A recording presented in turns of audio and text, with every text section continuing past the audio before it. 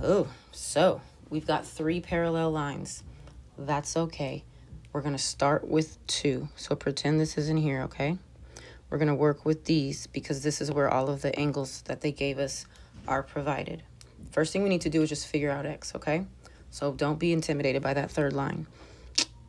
Again, I like congruent angles, so I'm going to pick my alternate interior, and I'm going to set them equal to each other.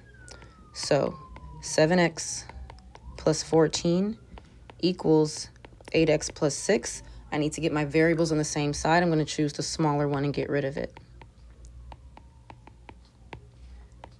I'm left with 14 equals x plus 6. I need to get the x by itself, so I'm getting rid of this 6 by doing the opposite. So x is 8. All right. Now I need to figure out what these angles actually are. So I'm going to take this 8 and I'm going to substitute it into these equations. I like the round numbers here. So I'm going to do 10 instead of x. I'm going to put an 8 in its place. Then I'm going to add 30. 10 times 8 is 80. 80 plus 30 is what, 210? No, 110. Okay, so this angle is 110 degrees. That means this angle is 70 degrees. Now, we're going to pretend this bottom line is in here. Okay, so we're back to this parallel line. And I just like to fill in everything.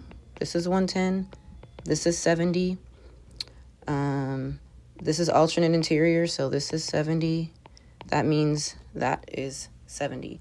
So the missing angle is 70 degrees.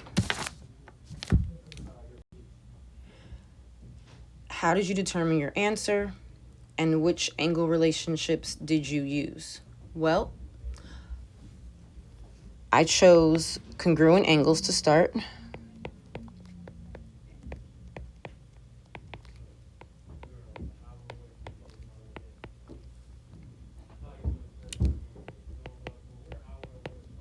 And they were alternate interior.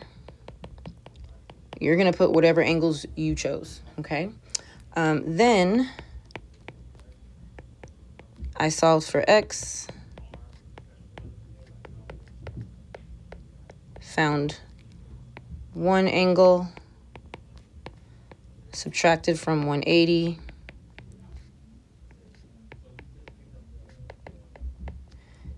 to get the other.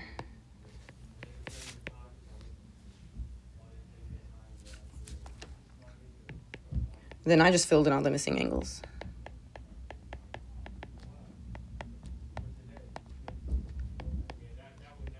So I used the multiple angle relationships, but when I started, I used alternate interior.